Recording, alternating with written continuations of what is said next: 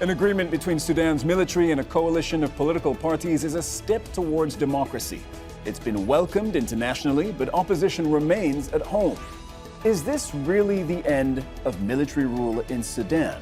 How is this deal different from others that have failed? This is Inside Story.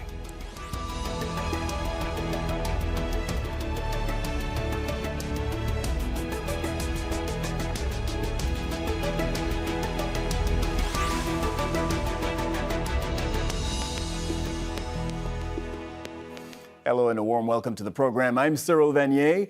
Sudan's military leaders have signed a new agreement with a coalition of pro-democracy parties. It aims to pave the way to civilian rule, replacing the generals who seized power in October last year. Several countries, including the US, have welcomed this deal, but there is significant opposition in Sudan, where there have been widespread protests over the past year in which 120 people have been killed. The resistance committees leading these demonstrations reject the new deal, saying that it simply restores a partnership between the military and the country's political elite. We'll begin our discussion in a moment. First, though, Hiba Morgan reports from Khartoum. A new deal between Sudan's military and political parties. The framework agreement aims to end the political deadlock. It allows for a new transitional government, more than a year after the military deposed the previous one. The reality has made us all remove ourselves and our political interests and place the interests of the nation and the people above all. Because of that, we have agreed to sit down and came up with what we're signing today, an agreement on the national issues that provides a correct and strong foundation for nation building. The transitional government will be led by civilians, not the military. A prime minister will be chosen to lead Sudan for the 2-year transitional period. A sovereign council will manage the office of the presidency, and ministers and lawmakers will be appointed. In addition, the agreement calls for a review of the 2020 peace accord signed between the then transitional government and various rebel groups. The military group tried to enforce their vision. They failed, and they came back to the dialogue. Now our guarantee is we don't want to repeat the same mistakes, and that the devastation in Sudan vis-a-vis the political situation, the economy, the security is what is driving all of us towards coming together. A constitution drafting process is also expected to be launched. Signatories say the agreement paves the way to resolving Sudan's political turmoil. However, not all political parties agree. Several coalitions have rejected the deal, including those that supported the military taking power in the first place. Just a few streets away from the signing ceremony, protesters gathered to voice their concerns. Security forces used tear gas to disperse the crowds. Opponents of the agreement say it won't bring stability. The political parties signing the deal have refused for a long time to negotiate with us and reach a deal. We have asked them to postpone the deal so we can reach an agreement and iron out our differences, but they've refused. This agreement comes against the will of the people and will be a divisive point. Further discussions are expected between the military and signatories to the agreement. They say there is still time for those who have rejected the deal to reconsider. Hiba Morgan, Al Jazeera, Khartoum. Let's bring in our guests now. From Khartoum, Alaaeldin Awad Mohamed Nogoud joins us. You are a surgeon. You are a member of the Sudanese Medical Consultants and Specialist Committee. Thank you for being with us. Kholood Khair joins us as well. You're a Sudan analyst, founding director of Confluence Advisory, a think tank based in Khartoum. And from Doha is Alan Boswell. You are Horn of Africa director at the International Crisis Group. A warm welcome to all of you. The first question today, to you, Alaaeldin, you signed this draft agreement on behalf of the Sudanese Professional Association with the military. Do you trust the military to hand over power? Okay, first of all, thank you for the invitation and for the interview. All the peace and the mercy for the soul of the martyrs, and the fast recovery for the injured, and the recovery for the lost people. No, actually, what happened from the militant throughout the transitional period and in the 25th October military coup, it bring down all the level of the expectations of the for us with the militant. And what happened 25th October and afterwards, all that process also bring down much of the trust between us. So there is a very big mistrust. Actually, what we can say that the militant in 25th October, they betrayed the revolution. But what we have right now is the only way politically available to regain back the civilian power or the civilian authority. We are not a militant group. We are not a militant opposition. We have no weapon. And we, as committees and SPA and the revolution forces, we are not looking for a military coup to regain the power back for us at all. We stated that there is no military coup afterwards, and this is the only way that we can get back the civilian authority and the civilian power. So there is no other way to go over other than this. It's not a trust in the militant, but it's an agreement, a framework agreement. There will be a final agreement afterwards, and they accepted that they will shift the authority and the civilian role government will take over. And there are many of the pressure, local pressure, people pressure, international pressure, and most important, that the financial crisis or the financial pressure which the government and the military government and the military rule right now are facing after the 25th October, all these factors that put them under pressure to accept that civilian role or civilians will come back to head the country. Kholood, I think the central question here, at least to start off the conversation, is can the military be trusted? Your opinion on that? The short answer is, of course, no. It was the military itself that conducted the coup a year ago. And in the year or 13 months since, there has been very little evidence that the military has been changing its tune. In fact, what we've seen is consistent efforts by the military to buy time. And this agreement or this deal, which is very opaque and very sort of loosely worded in some cases and very sort of unambiguous, very ambiguous, could be seen as just another way of biding time. We've seen this in successive ways from almost the same day as the coup took place, when the military realized that they had erred in sort of overestimating the level to which the transitional government of Prime Minister Hamdok was unpopular. I think this time their overestimation is to what extent that the pro-democracy elites are popular, which doesn't seem to be the case, judging by the reaction to this deal. Alan, if I can bring you into this conversation, do you think, from where you're standing, this could be the beginning of the end of military rule in Sudan? Well, I think what your two previous panelists said is interesting, because on the one hand, there isn't trust in the military. And I think in some ways this agreement doesn't really require trust in the military, and that's obviously not what it's built off of or wouldn't exist. But also in some ways it appeared to be the only political pathway forward that wasn't a continued impasse. And so I think it's worth keeping in mind just how deep and how deadlocked this political impasse has been. It's been over a year since we've seen a functional government in Khartoum, and more than 3 years basically since the revolution that toppled al-Bashir, and it's reaching a desperation point. This was a very hard agreement to even get to this stage. It is too vague on many things. There are more negotiations to be done. It'll be a very hard deal to implement as well. But I think what we're looking at is basically politics being, what's possible. And this is the political opening that was there right now. And it'll take a lot of work to try to make this work. Kholood, this is the deal that is on the table. Not everybody is signing it. My question would be, to those who are not signing it, what's plan B? What's the alternative? If you don't sign this, then what?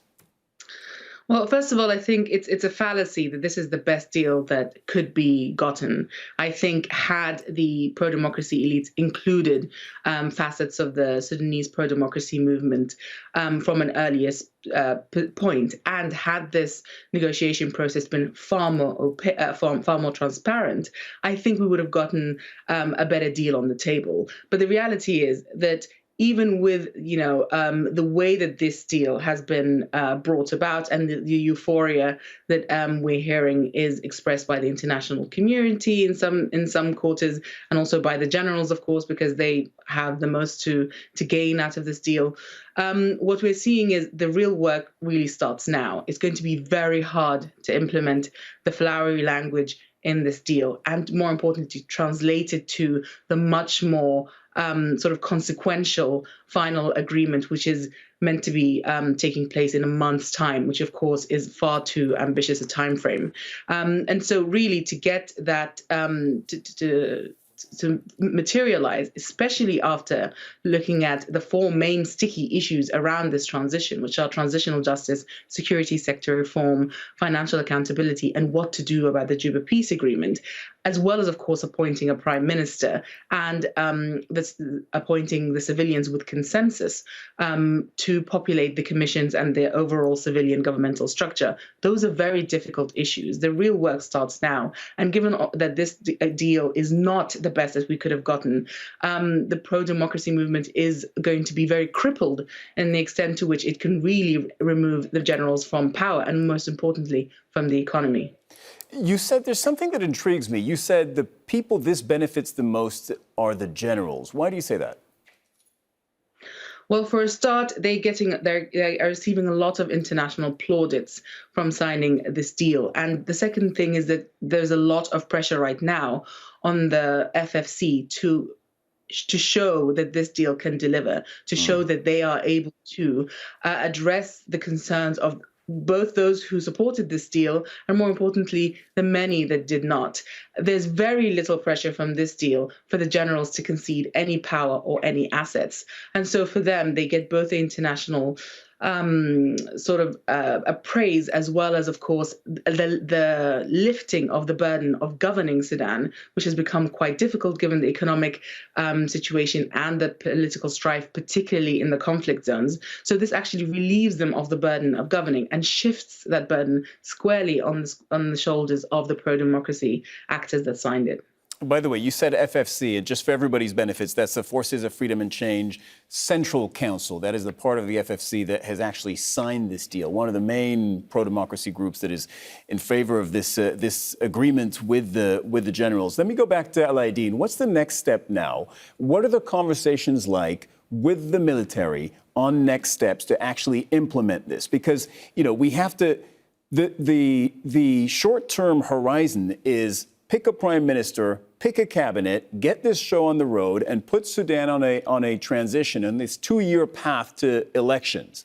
What are the conversations with the military like at the moment about that? Okay, first of all, just before answering this question, one of the important things that, in adding with what Kholood said, there is a big pressure on the militant that the coup failed. This is an important fact that we have to admit, and all the world admit, and all the Sudanese people, and even the coup members or the militant themselves, they admit. I think you heard what General Hemeti, General Burhan, they said that the coup failed. The 25th of October was the wrong decision. It was clearly said yesterday by one of the coup heads. So this is the main factor that the militant is no longer able to take over or to run this country. From here is a step forward to go. The next step is that, as you said, that the FFC signed, is not only the FFC, by the way, who signed is not only the FFC with all its members and with other members out of the FFC. There is the revolution powers and there is the transition power, we can call them, or we call them.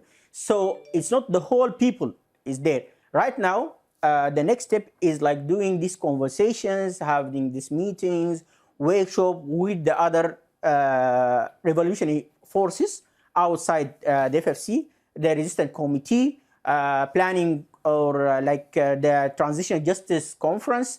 Alaaeldin, I want to jump in. You say that the next step, reformation, or you say the next step now is to have conversations with the other groups. Yeah. So that you can bring everybody on board and then move ahead with a final agreement. So that was the question I was asking you. What are these conversations like? Yeah, how do you bring them on board?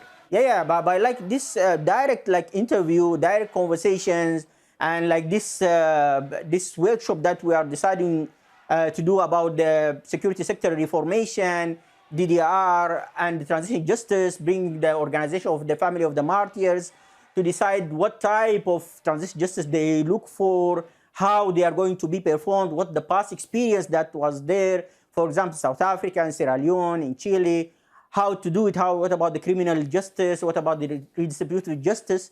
All this should be taken on board, that what they want this to be dealt or to be handled. That is to say, the framework agreement is not closed, it's open. There's much place for other forces to be there, to sign, to have this dialogue about the items, especially that's 5 items that are open for the detail to be in the final agreements. Alan, I'd like your thought on this. Part of the process now that's happening is these conversations that were described by Alaaeldin between the groups that have signed the agreement and the groups that for the moment have not signed this agreement, do not want to agree to this. What choice, what alternative do they have? Well, they don't face very good options. Obviously, part of the pressure on the civilians to sign this deal was that, resistance was becoming difficult. I also just want to flag that at the moment, this is largely a Khartoum deal.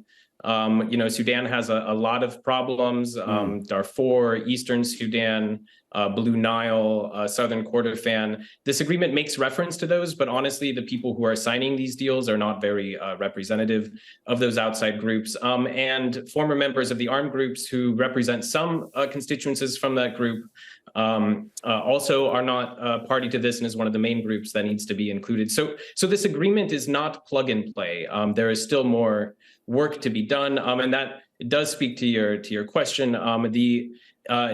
Since this is the agreement now, the hope would be that there could be a more inclusive, broader process. It is unfortunate that a lot of these negotiations took place behind closed doors. This should have been a bit more of an open process. And so hopefully there could be some improvement upon it and a wider way of people both in the capital but also outside the capital can be brought in. And I think the degree of success of this deal will depend, I think, what happens between now and if they're able to form the government, and how many more of these other groups can actually be brought on board and their concerns and interests brought on board also. So the groups that are not currently agreeing to this, the Forces of Freedom and Change Democratic Coalition, and by the way, I'm aware that this will be confusing to some of our viewers because you have FFC Central Council and FFC Democratic Coalition.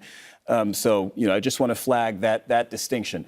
But for those groups that are not signatories to the agreement right now, what happens if they cannot be brought on board? Does the process continue towards picking a prime minister and choosing a government, moving towards elections even without them? Well, the agreement is vague on that. In theory, one of the leverage points to try to get these groups to be brought on board is that they will be excluded from the future government if they are not brought on board. Obviously, there are risks, though, not to bring them on. The Juba peace agreement was signed with a number of armed groups in 2020, and these are groups that have not been brought on board. And so in theory, though, if they're not brought on board, there are fears that they could play a spoiler role as well. So there's a bit of a standoff and brinkmanship going on here. There's also a question of if the military will actually allow this to be implemented, if some of these other groups, some of whom are more aligned with them, are also not brought on board. The agreement does have a fair amount of ambiguity there, and honestly, it's not clear and will be up to a lot of politicking. Kholood, why do you think the military changed course? 14 months ago, they carried out a military coup, right? They were sharing power with civilians, and they were already on this path towards transition to democracy. And now, 14 months later, after having, by the way, killed 120 protesters, they're saying, hey, let's get back on this path. Why did they change their minds? Well, they changed their minds about the potential of sharing power again with the civilians. They haven't changed their minds about the tactics they use to put down the pro-democracy movement, which are still ongoing. In fact, as we speak, There are several sham trials of protesters accused of killing members of security forces that are still ongoing. And yesterday, as the deal was being signed, or just after, there were protests which were met with heavy repression tactics, including tear gas and live bullets. So that hasn't changed. What does seem to have changed in the past few weeks is that the backers, the regional backers of Generals Burhan and Hemeti in Egypt and the UAE, respectively, they seem to have diversified their client base. So no longer are they just backing military actors in Sudan. They seem to be backing also civilian actors. We saw the return of the head of the original, one of the older parties in Sudan, the Democratic Unionist Party, original bloc, and his arrival in Sudan signaled this shift away from merely supporting those in khaki to a broader client base, including civilians. And this really paved the way for this deal to become a lot more concretized, which hadn't been very much the case until then. But as Alan noted, there are still a lot of ambiguous areas that need to be sort of worked on, and I think that ambiguity is by design. It allows the generals a lot of leeway as to the extent to which they will be conceding both economic and political power. By the way, there's something we've only tangentially mentioned so far, and it's the economy. Part of the discontent on the streets is about the cost of living. Inflation is a worldwide problem, but the figures in Sudan give an indication of how hard it is for people to keep up with rising prices. According to Sudan's Central Bureau of Statistics, headline inflation averaged 359% in 2021. That's compared with 163% in 2020. A few more numbers. Core inflation, that includes volatile items such as food, soared to 443% in December last year. It has eased somewhat since then, standing at around 103% in October, partly due to the currency stabilizing, but inflation levels still very high compared to many other countries. Alaaeldin, my question following up on those numbers would be, how much does the economy feature into everybody's thinking around this, that perhaps we need stability because the economy has just tanked since the international community pulled subsidies, inflation has skyrocketed, and we all need to put an end to this situation, if only for the sake of the economy? Yeah, as I stated before, that one of the major important pressure on the coup authority is that this financial pressure, this financial failure. They fail to run the country financially. There's a very big, huge pressure, like on the government, the military coup members, on the people. They increased the price of the fuel 4 times. They increased the taxes so much, like more than 200%. So there is a lot of strikes between the doctors, between the teachers. Teachers are right now in strike. Family doctors are right now in strikes. So this is big pressure on the military government after the coup and after holding all the international aid and the donations for the country. They fail. They fail to have a good budget, a good financial budget. As the military finance minister, he said that we will depend on our own incomes. Even their own income is from the pocket of the civilian, of the pocket of the people. They have no, there are no any project to bring them money. There is no international aid. There is no international donations. All the investment that were open in the transitional time and transitional government were closed. All these doors closed. The international community door for Sudan was closed after it was open to the extreme. All this pressure, these factors, actually it allows that definite failure of the coup. So they will go nowhere. Even the country that supported them in the beginning, they stopped supporting them. Actually, because that they realized that this coup is a Muslim Brotherhood coup. All the previous regime, Omar al-Bashir regime people, they came back to the show. So it was difficult for these countries that supported the coup in the beginning to continue supporting them. That's one of the big factors that put this military coup to failure, and the end of the coup. And militant, they decided they didn't agree to bring back the power or the authority to the civilians. They are under pressure to do this. We have to give the right nomenclature for it. They are under pressure. They are enforced to do this. All right, well, the next chapter remains to be written in Sudan. This is still very much a developing story, but I'd like to thank all of you, thank all our guests for helping us understand where Sudan is at this particular moment in time. Thank you, Alaaeldin, Awad, Mohamed, Nogoud, Kholood, Khair, and Alan Boswell. And thank you, too, for watching. You can see the program again anytime by visiting our website, aljazeera.com. And for further discussion, go to our Facebook page. That's facebook.com/AJ Inside Story. You can also join the conversation on Twitter. The handle, @AJ Inside Story. From me, Cyril Vanier, and the whole team here in Doha, bye for now.